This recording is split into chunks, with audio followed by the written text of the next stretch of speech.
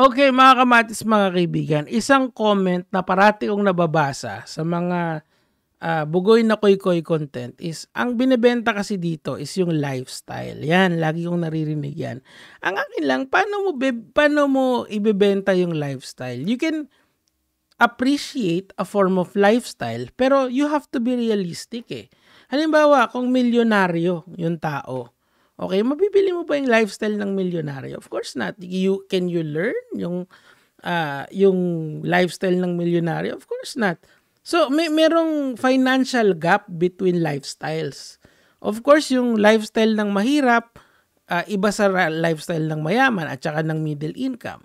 Now, ang nakikita ko kasing demographics ni Bugoy are almost the same as mine. 18 years old hanggang 35 years old na lalaki.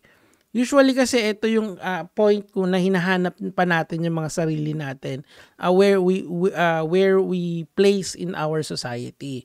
Sabi nga ni Jordan Peterson, ano ba yung sinabi niya rito?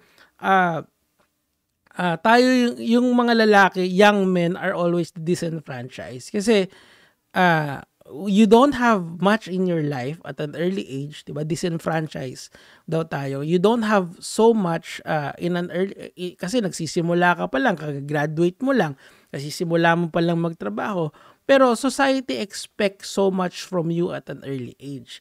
Now, ang problema lang kasi, the people who flocks Bugoy na koy-koy are these people, the disenfranchised sila. They want the money now. Best example ko, si Boy Pastil. Di ba mayroon siyang picture na kasama niya si Bugoy na koy-koy kasi idol na idol niya.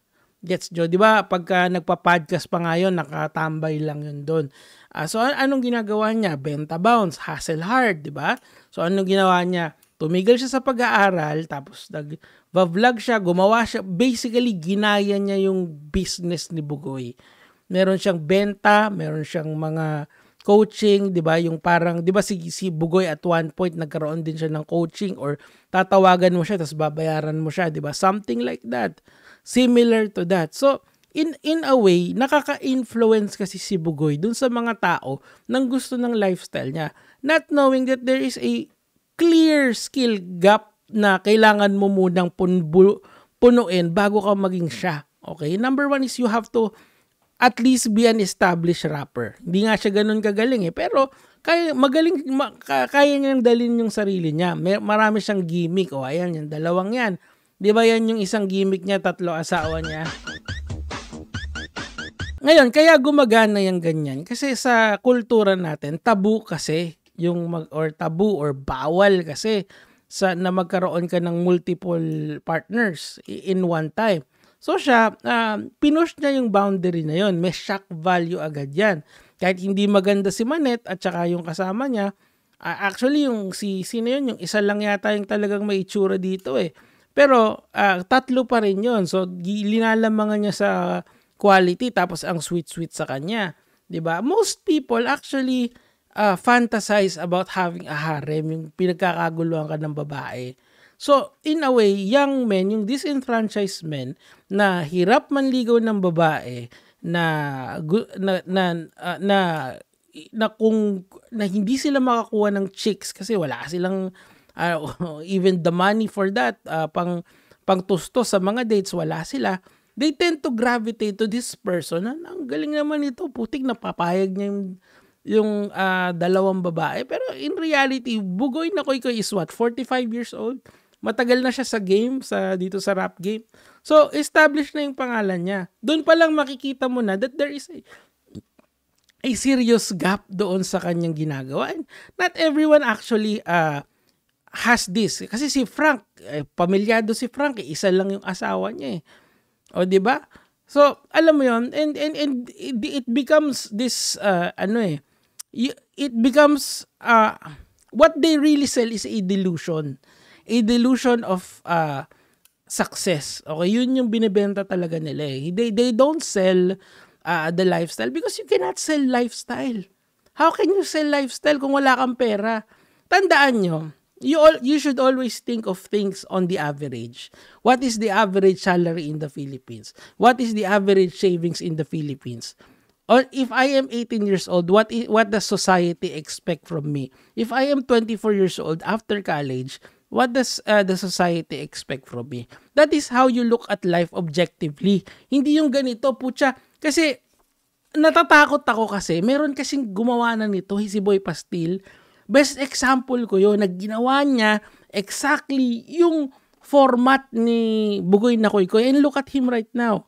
Diba? Hindi mo alam kung magsasucceed siya or hindi. Walang kasiguraduhan.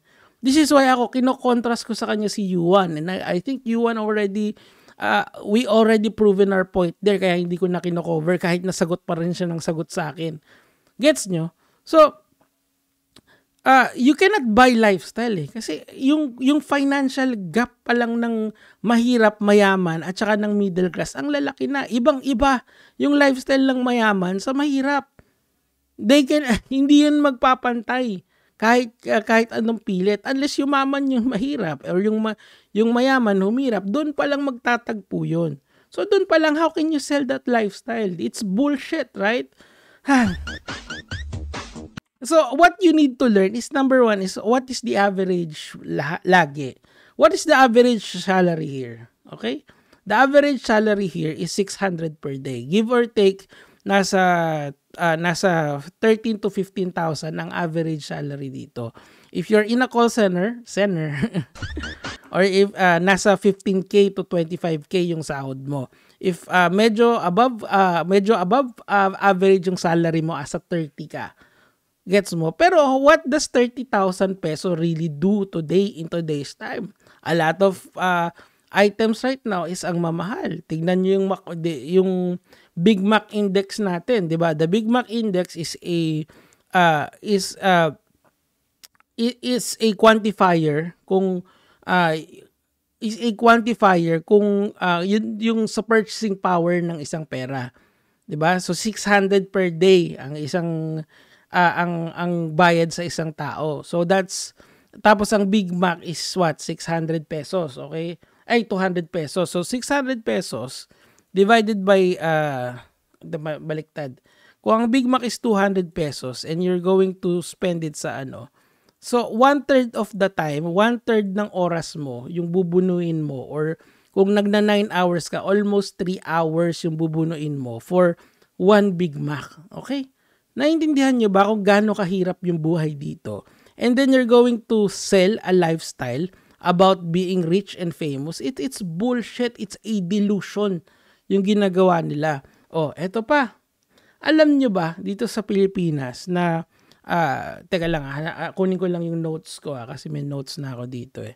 Ayan emergency funds. A 2020 BSP survey found that a large portion of Filipinos did not have savings to cover for emergencies. I remember this podcast ni Bugoy na sinabi niyang ganon. Ang normal sa akin ay mayaman. Kasi kapag nagkasakit yung mga pamilya ko, di dadaling ka agad sa ospital. Walang problema. Kaso, tingnan mo yung study ng Bangko Sentral ng Pilipinas. Only 2 in 10 Filipinos households said that they could cover 1 month's worth of expenses with their savings. What does this imply, mga kamatis, mga kaibigan? That, anong ini-imply nito? It implies na most ng karamihan sa mga tao dito is not ready for an emergency. 'Di ba? Ilagay natin sa context ng grupo ni Bugoy. 'Di ba ang dami niyang yes man doon? Ilan 'yon? 10, 12.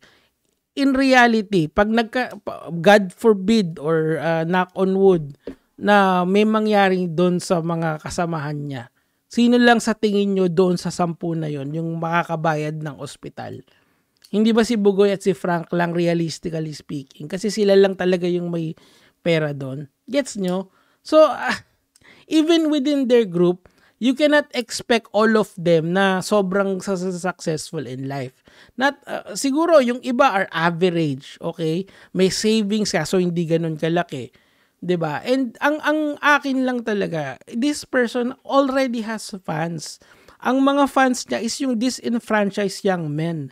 Young men who wants that lifestyle. Young men na kahit ganyan yung kahit na hindi kagandahan si Manette at saka yung pinsan niya naiinggit sila doon. Gusto nila yung lifestyle niya. Ikaw nga, Nico David, wala kang jowa. Kasi may sabi sa'yo, ang akin lang, hindi kasi ako nabibilib sa ganyan. Mas maganda if you learn the idea of moderation in life. Yung sakto lang. Ano yung average? Ano yung dapat kong gawin? Hindi porke you're grading yourself on the average, hindi ka na pwedeng umangat. Ang sinasabi ko lang, yung pag-angat sa buhay is dahan-dahan. Hindi mo pwedeng biglain yan. Katulad ng mga ginagawa nito na pag pinakinggan mo kami, kailangan eto na yung lifestyle mo. It doesn't work that way in real life. They are selling you the delusion of success. And since you are a disenfranchised young man na alam mo yon na maliit ang sahod, katatapos pa lang sa graduate pa lang, or nag-aaral lang mabuti kaso hindi pa ganun ka successful in life, you tend to gravitate towards this shit, man. Wag. Life it's not over yet kapag bata ka pa. Kung hindi ka naging kasing parang si Josh Mojica, just wait for it. Work hard. Save money. Read up on the latest money-making venture sa market. And of course, be careful kasi nga risk yan. Pero of course, and save up, 'di ba? Kasi yun yung kulang sa sabi ng PSP dito, 'di ba? Save up for emergency. And then I want you guys to live a fulfilling life. I don't want you to live in delusion. Lalong-lalo na yung mga kagaya ko. Kasi I've been young. Nung bata ako, ganyan din ako. I was super frustrated na bakit si ganito may sasakyan na, bakit si ganyan may sasakyan na. Pero when I got older, I really got wiser. Why do I need a fucking car? Kung hindi naman ako, umaalis parate. May Grab naman, I can afford Grab. Hindi ko pa problemahin yung parking. Or why do I need to buy expensive shit na ang matutuwa lang is yung mga nanonood sa akin? Why do I need to flex? Why? Or I can use this platform para kayo mga disenfranchised young men na kayo, para kayo ay magkaroon kayo ng direction towards na sa simula hindi pa tapos ang lahat. There is more to life than 2 joints. Dalawang to. Anyway, sana nakuha nyo naiinis lang talaga ako sa mga comments na gusto kong patulan Alright, yun lang. Gege mga lods.